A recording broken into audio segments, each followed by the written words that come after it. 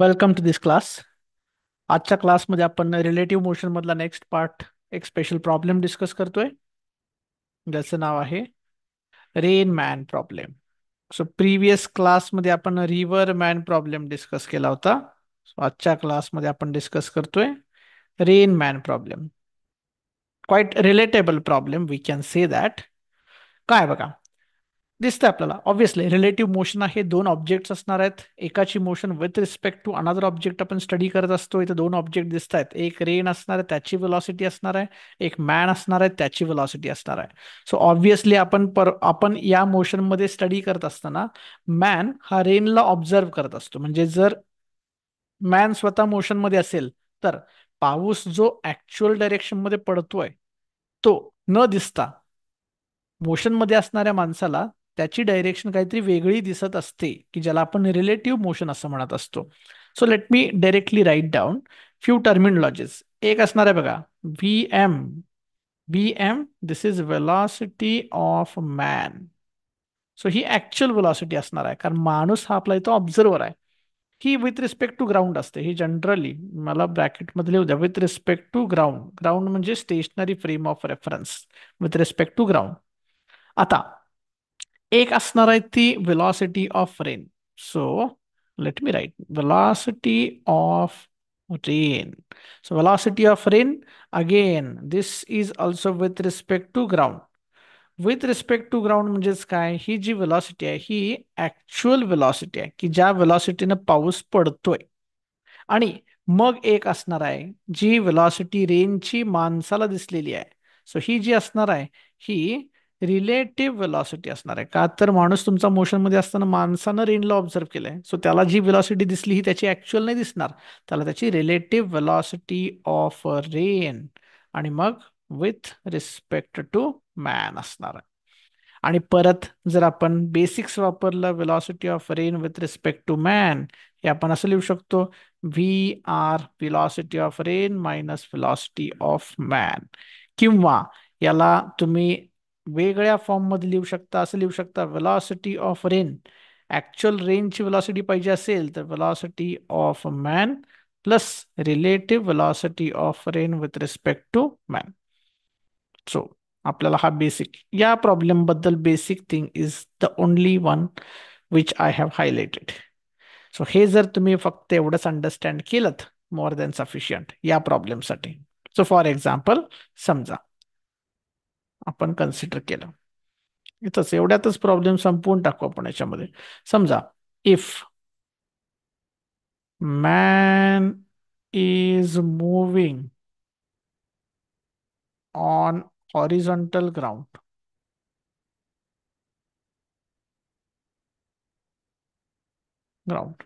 ठीक आहे, and rain is falling vertically,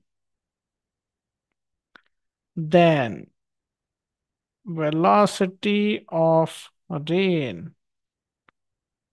observed by man is, बघा काय काय सांगितलंय. माणूस आहे, ठीक आहे, माणूस आहे, कुठे चाललाय, हॉरिझॉन्टल डायरेक्शन मध्ये चाललाय. सो हॉरिझॉन्टल डायरेक्शन मध्ये चाललाय म्हणजे मला असेच पहिल्यांदा रिप्रेझेंट करू द्या इथं. सो ही हॉरिझॉन्टल डायरेक्शन आहे. आणि rain is falling vertically. So rain असं व्हर्टिकली खाली पडतोय. सो या इनफॅक्ट ज्या डायरेक्शन दिल्यात, हे horizontal he velocity of man आहे. आणि पाऊस पडतोय व्हर्टिकली ना, आणि विचारले काय मग माणसाला कसा दिसणार तो. सो हा पाऊस पडतोय म्हणजे ही पावसाची ऍक्च्युअल व्हेलॉसिटी, रेनची ऍक्च्युअल व्हेलॉसिटी आहे मग ही, बरोबर. आणि विचारलंय काय मग आपल्याला, रेनची माणसाला दिसलेली व्हेलॉसिटी व्ही आर एम ही कशी असणार आहे. कशी असणार आहे म्हणजे काय करावं लागणार आहे, व्ही आर एम काढण्यासाठी V R minus V M करावं लागणार आहे. So V R minus V M म्हणजे काय करायचं बघा पहिल्यांदा. सो पहिल्यांदा मी व्ही एम ड्रॉ करतो. बघा कसं ड्रॉ करायचं आहे. व्ही एम, ठीक आहे, ड्रॉ केलेलं आहे मी. ठीक आहे. हम्म, ठीक आहे, ही व्ही एम आहे. आता आपल्याला काय काढायचं आहे, V R M. So V R M आणि दुसरा दिला आपल्याला V R. So V R कसा आहे, व्हर्टिकल आहे ना. सो इथं व्हर्टिकल दोन ड्रॉ करून घेतो. बघा मी दोन्हीकडे काढतोय. सो मी दोन्हीकडे काढतोय असं. इथं पण एक मी व्हर्टिकल ड्रॉ केलं, मला माहिती नाहीये वेक्टर नेमका ड्रॉ कुठं करायचा आहे, किंवा इथं पण ड्रॉ केलं. ठीक आहे. सो इनफॅक्ट ही सुद्धा व्ही आर असू शकते. सो हे तर व्ही एम आहेच, हे व्ही एम बार आहे. ठीक आहे. हा, ही इकडं जी आहे ही म्हणू शकतो मी व्ही आर बार, किंवा ह्याला सुद्धा म्हणू शकतो मी व्ही आर बार, कारण तुम्ही वेक्टर कुठेही रिप्रेझेंट करू शकता, फक्त पॅरलल. हा, आता मला माहिती आहे V sorry sorry R M bar, V R M bar is V R bar minus V M bar. मग ह्याला लिहिता कसं येतं बघा, लिहायचं कसं, V R bar plus minus V M bar लिहू शकतो आपण याला. आणि मायनस व्ही एम बार म्हणजे opposite of V M, opposite of V M म्हणजे इकडं. सो ड्रॉ करताना तुम्ही त्या पद्धतीनं पण करू शकता, कसं मी सांगतो नंतर. पण इनफॅक्ट काय लक्षात ठेवणार आता बघा, जर V M plus V R M केलं तर व्ही आर मिळायला पाहिजे ना. सो व्ही एम म्हणजे बघा कसं येणार आहे, तर हे जर ऑब्झर्व केलं हे शेवटचं व्ही आर, समजा हे व्ही आर असेल, मायनस व्ही एम म्हणजे इकडे येणार उलट असं. आणि मग या दोघांची ऍडिशन म्हणजे तुमचा हा वेक्टर असणार आहे. सो मी वेक्टर पहिल्यांदा ड्रॉ करतो, बघा तुम्हाला बरोबर समजतोय का बघा. हा जो वेक्टर असणार आहे हा, हम्म, हा जो वेक्टर असणार तुमचा, हा असणार तुमचा व्ही आर एम बार. बघा फॉलो होतं का, हे जर इक्वेशन बघितलं, व्ही आर एम आणि व्ही एम ची addition, V R M plus V M is equal to V R bar. येते लक्षात.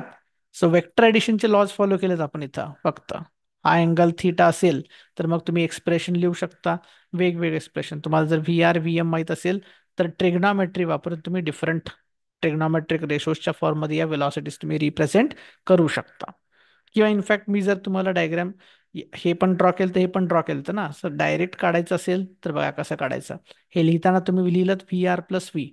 सो व्ही आर माहिती आहे तुम्हाला कसं आहे, डाऊनवर्ड. ठीक आहे, मी ड्रॉ केलं डाऊनवर्ड. ठीक आहे. हा, व्हीएम उजवीकडे आहे ना, समजा असं म्हटलं की माणूस उजवीकडे चाललाय. सो मी ड्रॉ करताना काय करणार, मायनस व्हीएम डावीकडे ड्रॉ करणार. सो हे असं ड्रॉ करणार मी. तुम्ही डायरेक्शन जर दिल्या मी, सो हा जो वेक्टर इकडे दाखवला तर हा मायनस व्ही एम बार वेक्टर आहे.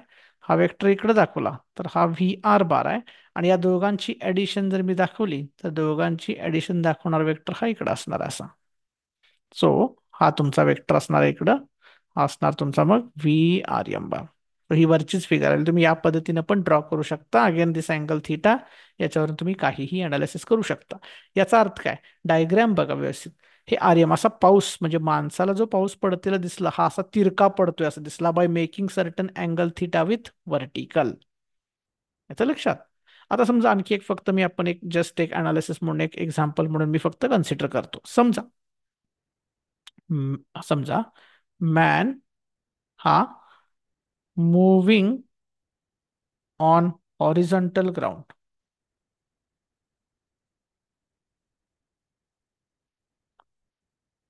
आणि असं म्हटलं मी, rain appears rain appears to fall vertically to him. त्याला असं वाटलं, हे व्यवस्थित लक्षात घ्या, हे appears to fall vertically. Appears म्हणजे त्याला वाटतंय, त्याला वाटतंय याचा अर्थ हे relative velocity of rain with respect to man आहे ती व्हर्टिकल आहे अशी. आणि हा हॉरिझॉन्टल आहे. हा आपण असं म्हणू की हा जो आहे तो हा असा उजवीकडे चाललाय. कुठेही घेऊ शकता, डावीकडे उजवीकडे जायला पाहिजे असं काही गरजेचं नाहीये. आणि मग actual actual velocity of rain आपल्याला शोधून काढायची आहे, कुठं असणार आहे. सो आपल्याला माहित आहे व्ही आर आपण काढायचं कसं असतं. So V R equals to V R M bar plus V M bar. या पद्धतीने आपण हे ऑलरेडी मागच्या लेक्चर मागच्या स्लाइड मध्ये बघितलेलं आहे. V R equals V M plus V R M, V M plus V R M. हा ठीक आहे. मग आता काय, हा वेक्टरच्या डायग्राम सर माहिती आहेत मला. असं जर मी व्यवस्थित डायग्राम काढली तर बघा, हे असं काढलं. पहिला व्हर्टिकल वेक्टर काढला मी, बरोबर. ट्रायंगल लॉ जर वापरला तर पहिला वेक्टर जिथं संपतो, पहिला वेक्टर जिथं संपतो तिथून दुसरा वेक्टर सुरू करायचा असतो. समजा हा आहे तो, आणि मग राहिलेला वेक्टर पहिल्यांदा वेक्टर दाखवतो. सो हा तुमचा वेक्टर होता VRM बार जो रिलेटिव्ह व्हर्टिकली पडतोय असं वाटत होतं, सो रिलेटिव्ह होता व्हर्टिकल. माणूस चाललाय उजवीकडं, सो हा होता VM बार. आणि मग या दोघांचा रिझल्टंट जो असणार आहे तो असा असणार आहे, असा. आणि मग हा जो वेक्टर आहे हा तुमचा ऍक्च्युअल VR बार असणार आहे, which was making angle theta with vertical. So actual पाऊस पडतोय तिरका, पण माणूस उजवीकडे चालत गेल्यामुळं त्याला असं वाटतं की तो पाऊस ऍज इफ व्हर्टिकलीच पडतोय. जर एखाद्यानं म्हटलं की नाही सर मी डावीकडे जातेला कन्सिडर करतो, सर जर डावीकडे जातेला कन्सिडर केला तर काय होणार आहे बघा. परत vertically V relative velocity of rain with respect to man डावीकडे जात असेल तर पुन्हा काय करणार तुम्ही, इथून इकडे घ्या ना, मग इकडं असं, इकडं. सो पुन्हा काय होणार आहे बघा, हे हा तुमचा रेन होता, velocity of rain with respect to man. इकडं माणूस चाललाय तुमचा ऍक्च्युअल मध्ये. आणि मग या दोघांची ऍडिशन म्हणजे तुमची रेंजची ऍक्च्युअल वेलॉसिटी ही अशी तिरकी असणार आहे. सो हा जो वेक्टर आहे तुमचा, हा वेक्टर हा ऍक्च्युअल रेंजची वेलॉसिटी असते. पुन्हा अँगल जो केलाय तो angle theta with vertical. So तुम्हाला फक्त वेक्टर लॉज व्यवस्थित यायला पाहिजे वेक्टर एडिशनचे, आणि तुम्हाला क्वेश्चन मध्ये प्रॉपर मिनिंग तेवढं समजायला पाहिजे. That's all about this problem. हा प्रॉब्लेम इतका कॉम्प्लिकेटेड नाही जितका रिव्हरमॅन असू शकतो. आय डोंट मीन की रिव्हरमॅन खूप ज्यादा कॉम्प्लिकेटेड आहे. सॉफेस्टिकेटेड वे मध्ये जर तुम्ही मोशन स्प्लिट करून स्टडी केलात तर it's quite easy.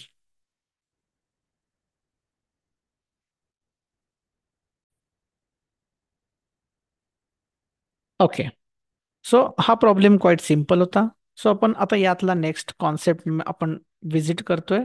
So let me directly go to the concept which we call as velocity of approach. Velocity of approach याला आपण रिप्रेझेंट करताना असं करू, व्ही ॲप, और दुसरं नाव आहे वेलॉसिटी ऑफ सेपरेशन. सो या लेक्चरमध्ये आपण काय करूया की लेक्चर खूप डिटेलमध्ये आणि लेंदी करण्यापेक्षा या लेक्चरमध्ये आपण फक्त कन्सेप्ट समजावून घेऊया की वेलॉसिटी ऑफ अप्रोच नेमका असतो काय. ठीक आहे. आणि मग पुढच्या लेक्चरमध्ये एक्झाम्पल थ्रू आपण समजावून घेऊया डिटेलमध्ये नेमकं काय असतो, just to get the flavour of velocity of approach. बघा काय, रिलेटिव्ह मोशन स्टडी करतोय, दोन ऑब्जेक्ट्स असणार आहेत, दोघांची इंडिपेंडंट मुवमेंट होत असणार आहे. सो मी समजा ती रिप्रेझेंट पहिल्यांदा करतो इथं. ठीक आहे, इकडं साईडला करू आपण. ठीक आहे. समजा एक असं मी जस्ट एक लाईन काढलेलं, असं काहीच नाहीये फिजिकल थिंग, काही नाहीये, एक जस्ट लाईन काढलेलं आहे मी. ऑलराईट. समजा इथं एक ऑब्जेक्ट आहे आपला, ऑब्जेक्ट ए. आणि इथे एक समजा ऑब्जेक्ट आपला बी आहे. ठीक आहे. All right. समजा मी असं म्हटलं की ए जो ऑब्जेक्ट आहे तो सर्टन व्हेलॉसिटीने असा इकडे चाललेला आहे, इकडं. आणि बी जो ऑब्जेक्ट आहे तो सर्टन अनदर व्हेलॉसिटीने असा इकडे चाललाय. बघा मी काय म्हणतोय केअरफुली, दोघांची इंडिपेंडंट मुवमेंट आहे. याची वेलॉसिटी VA बार इकडं आहे, याची वेलॉसिटी VB बार इकडं आहे. यानं आता बघा मी ही लाईन मुद्दाम ड्रॉ केली, ही लाईन काय, line joining two objects. AB जी आहे, let me write down. Line joining two objects. या लाईन जॉईनिंग टू ऑब्जेक्ट्स बरोबर पहिल्याच्या वेलॉसिटीने केलेला अँगल, लेट्स कॉल दिस θ1 आणि लेट्स कॉल दिस θ2. ठीक आहे. ओके. All right. आता वेलॉसिटी ऑफ अप्रोच नेमका असतो काय बघा. वेलॉसिटी ऑफ अप्रोच काय असते, मी डेफिनेशन लिहितोय. It is the component of, it is the component of relative velocity of one object with respect to another object. बघा डेफिनेशन अर्धवट डेफिनेशन आहे पण समजावून घ्या. It is the component of relative velocity of one object with respect to another object component घेतला ना आपण, component कुणाच्या अलॉंग घ्यायचा, दॅट इज ऑल्सो इम्पॉर्टंट. जसं आपण एक्स कंपोनंट म्हणतो एक्स ऍक्सिसच्या अलॉंग, वाय कंपोनंट वाय ऍक्सिसच्या अलॉंग, तसं घ्यायचा कुणाचा आहे ते कळालं, रिलेटिव्ह व्हेलॉसिटीचा. मग तुम्ही रिलेटिव्ह व्हेलॉसिटी ए ची विथ रिस्पेक्ट टू बी म्हणू शकता किंवा बी ची विथ रिस्पेक्ट टू ए म्हणू शकता. Choice is yours. All right. ठीक आहे. पण घ्यायचा कुणाच्या म्हणजे घ्यायचा कुठल्या डायरेक्शन मध्ये, with respect to another object along along the line joining them, along the line joining them. येते का बघा लक्षात, this is very important. Along the line joining them. याचा अर्थ काय झाला बघा, मी इथं डायरेक्ट लिहितो ना, मग velocity of approach is equal to काय आहे, रिलेटिव्ह व्हेलॉसिटी. रिलेटिव्ह व्हेलॉसिटी समजा असं म्हटलं मी, ए ची with respect to B. So या व्हेलॉसिटी ऑफ ए बी चा कंपोनंट पाहिजे, या व्ही ए बी बारचा कंपोनंट पाहिजे. Along the line joining them म्हणजेच काय, along the line A B. So हे काय रिप्रेझेंट करतंय, हे रिप्रेझेंट करतंय कंपोनंट पाहिजे आम्हाला. कंपोनंट अलॉंग ए बी पाहिजे. ए बी म्हणजे त्यांना जोडणारी लाईन आहे. मग याची डेफिनेशन कशी लिहू शकतो मी, व्ही ए बी बार माहिती आहे मला, V A bar minus V B bar असतंय, आणि याचा कंपोनंट पाहिजे ए बीच्या अलॉंगचा. पुन्हा याची डेफिनेशन काय लिहू शकतो मी, velocity of approach is equal to, separate करून लिहितो ना, व्ही ए चा कंपोनंट ए बीच्या अलॉंग मायनस व्ही बी चा कंपोनंट ए बीच्या अलॉंग. आता इकडे सेपरेटली लिहून घेतो, व्ही ए चा कंपोनंट पाहिजे आहे मला ए बीच्या अलॉंग. तुम्हाला माहिती आहे कंपोनंट्स रिझॉल्व्ह करता येतात, काय तो सांगा, V A cos theta one. Direction महत्वाची आहे. डायरेक्शन कुठे येते बघा, असं दाखवतो मी. असं म्हणजे ए बी डायरेक्शन आहे.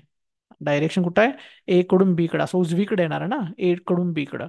आणि वेलॉसिटी ऑफ बी, बी चा जर कंपोनंट ए बी च्या अलॉंग पाहिजे असेल तर तो काय येतो बघा, तो येतो V B cos theta to. पण तो कुठं येतो, डावीकडे येतो. डावीकडे म्हणजे बी ए. मग दोघांच्या डायरेक्शन मधला फरक कळायला पाहिजे ना. मग जनरली आपण काय, उजवीकडची म्हणजे अलॉंग ए कडून बी कडची डायरेक्शन जर पॉझिटिव्ह म्हटली तर बी कडून ए ची डायरेक्शन निगेटिव्ह म्हणू साइन कन्व्हेन्शन नुसार. सो इथे लिहिताना मी निगेटिव्ह लिहितो. So this is very important लक्षात. सो इथं काय होणार बघा, सो हे असं होणार आहे, हे होणार आहे V A cos theta one. हे हे मायनस साइन तुमच्या रिलेटिव्ह व्हेलॉसिटीच्या बेसिक डेफिनेशन मधनं आलेलं आहे. हे मायनस साइन आहेच, आणि साइन कन्व्हेन्शन नुसार व्हीबी चा कंपोनंट डावीकडे होता म्हणून तुम्ही निगेटिव्ह घेतला. सो मायनस परत द्यायला विसरायचं नाही, कॉस थिटा टू. आणि मग जाऊन काय होणार तुमचा formula, velocity of approach equals to V A cos theta one plus V B cos theta two. So हा असणार आहे तुमचा वेलॉसिटी ऑफ अप्रोच. इथं लक्षात कशा पद्धतीनं काढायचं velocity of approach. I hope you understand this very basic concept. हा झाला वेलॉसिटी ऑफ अप्रोच, म्हणून मी मुद्दाम एक्झाम्पल घेऊन सांगितलेलं आहे. पण मी टायटल लिहिताना तर वेलॉसिटी ऑफ अप्रोच और वेलॉसिटी ऑफ सेपरेशन लिहिलेला आहे. मग कधी वापरायचं कुठला कन्सेप्ट, तर कधी वापरायचं बघा. आता मगाच्या डायग्राम मध्ये जर बघितलात तर हे ए आणि बी या दोन ऑब्जेक्ट्स मधलं डिस्टन्स जे होतं ए बी सुरुवातीला, ह्याला म्हणायचं डिस्टन्स ऑफ सेपरेशन. डी सेप म्हणजे डिस्टन्स ऑफ सेपरेशन. मग अप्रोच आणि सेपरेट होणे हे तुम्ही करू शकता ना. मग अप्रोच कधी म्हणायचं, if distance of separation between objects, म्हणजे ऑब्जेक्टला सेपरेट करणारे जे डिस्टन्स आहे, if distance of separation between objects keeps on decreasing, keeps on decreasing, त्यावेळेस तुम्ही वापरा शब्द वेलॉसिटी ऑफ अप्रोच. का तर तुम्ही काय म्हणणार, त्यांच्यातलं डिस्टन्स कमी होत चाललंय म्हणजे ते एकमेकांकडे अप्रोच करतायत, त्यावेळेस वापरा शब्द वेलॉसिटी ऑफ अप्रोच. सो जर असं म्हटलं मी, D sep is sorry sorry D sep is decreasing, then use velocity of approach. आणि जर इफ काय, if D sep between distance of separation between objects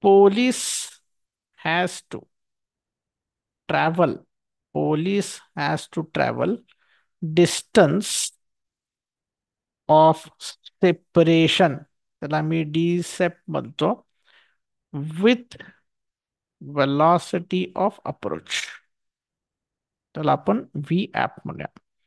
म्हणजे काय म्हटलं आपण, पोलीस हा थिफला अप्रोच करतोय, पण मग अप्रोच करतोय, ती जी अप्रोच व्हेलॉसिटी असते ती is nothing but relative velocity. त्या व्हेलॉसिटीचा फक्त कंपोनंट आहे. इनफॅक्ट आहे रिलेटिव्ह व्हेलॉसिटीज ना शेवटी, कंपोनंट घेतला म्हणून काय झालं, शेवटी आहे रिलेटिव्ह व्हेलॉसिटी. आणि रिलेटिव्ह व्हेलॉसिटीचा बेसिक कन्सेप्ट जर बघितला तर काय असतो, रिलेटिव्ह व्हेलॉसिटी पोलिसची विथ रिस्पेक्ट टू थीफ म्हणजे काय, 2 मिनिटं असं अज्युम करा की तुमचा थीफ एका जागी स्टेशनरी आहे. म्हणजे पोलीस 20 स्पीडनं, थीफ 10 स्पीडनं, असे दोघे पण मूव्ह करण्याऐवजी तुम्ही असं अज्युम करा की थीफ स्टेशनरी आहे. मग थीफला स्टेशनरी कन्सिडर केल्यानंतर थीफला पोलिसाची व्हेलॉसिटी 20 जी ओरिजिनल आहे ती दिसलीच नसती, त्याला दिसली असती ती त्याची रिलेटिव्ह व्हेलॉसिटी असती, की ज्या व्हेलॉसिटीनं तो पोलीस त्या थीफकडे अप्रोच करतोय, आणि ती किती आलेली आहे, 10 मीटर पर सेकंड. मग जर मी या थीफला स्टेशनरी ठेवला तर याला पोलिसाची स्पीड किती दिसलं, 10 मीटर पर सेकंड. मग हा स्टेशनरी असेल तर या पोलिसाला थीफला कॅच करण्यासाठी फक्त 100 मीटर डिस्टन्स ट्रॅव्हल करायचा आहे. पण ते 100 मीटर डिस्टन्स ट्रॅव्हल करण्यासाठी त्याच्याकडे ओरिजिनल स्पीड 20 नाही आहे. आता ते ओरिजिनल स्पीड राहिलं नसून ते त्याचं रिलेटिव्ह स्पीड असणार आहे, की जे आले 10. So time required to catch the thief is distance of separation, इतकं डिस्टन्स त्याला कव्हर करायचं आहे. पण डिस्टन्स ऑफ सेपरेशन इतकं डिस्टन्स कव्हर करत असताना त्याची व्हेलॉसिटी ही ऍक्च्युअल व्हेलॉसिटी नसून ही त्याची अप्रोच व्हेलॉसिटी असणार आहे. So this is very important. हा जो शेवटी फॉर्म्युला लिहिलाय, अतिशय क्षुल्लक जरी दिसत असला तरी this is very important formula. Time required to meet, time required to catch किंवा time required to collide is distance of separation divided by velocity of approach. आणि ते मग इथं येणार आहे 100 डिवायडेड बाय 10, म्हणजे 10 सेकंद. म्हणजे आपला पोलीस जो आहे तो चोराला 10 सेकंदानंतर कॅच करणार आहे. सो हा सेम कन्सेप्ट आपण, ही 1D मोशन होती ना, so let me write it here. This is 1D relative motion. हे जे एक्सटेंड केलं आपण कन्सेप्ट, हे आपण हा कन्सेप्ट एक्सटेंड करताना 1D मोशनसाठी एक्सटेंड केला फक्त, कुठला, व्हेलॉसिटी ऑफ अप्रोचचा. सो सेम कन्सेप्ट आपल्याला 2D मोशन मध्ये आपल्याला एक्सटेंड करायचा आहे. आणि मग नेक्स्ट लेक्चरमध्ये आपल्याला डिस्कस करायचं, लेट्स से आपल्याकडे दोन प्रोजेक्टाईल्स असतील, दोन्ही projectile independent of each other असे फायर केले ग्राउंडवरून, तर ते मीट होणार का, मग मीट होण्यासाठी किती व्हेलॉसिटीने फेकावं लागेल, म्हणजे कोलाइड होणार का, कोलाइड होण्यासाठी किती व्हेलॉसिटीने फेकावे लागतील, किती अँगल करून फेकावे लागतील, या सगळ्या कंडिशन्स आपल्याला डिस्कस करायच्या आहेत. आणि जर मग कोलाइड होत असतील तर कोलाइड होण्यासाठी किती वेळ लागेल, कोलाइड ज्या पॉईंटला होणार तो पॉईंट नेमका कुठं असेल, त्या कोलाइड होण्यापूर्वी त्यांनी ट्रॅव्हल केलेलं डिस्टन्स, डिस्प्लेसमेंट त्यांची किती असेल, या सगळ्या गोष्टी आपल्याला पुढच्या लेक्चरमध्ये डिस्कस करायच्या आहेत. सो या लेक्चरमध्ये मेनली आपण रेनमॅन प्रॉब्लेम आणि वेलॉसिटी ऑफ अप्रोच हा कन्सेप्ट आपण स्टडी केलाय. So let's meet in next lecture with this velocity of approach for 2D relative motion. That's it for today's lecture. Thank you.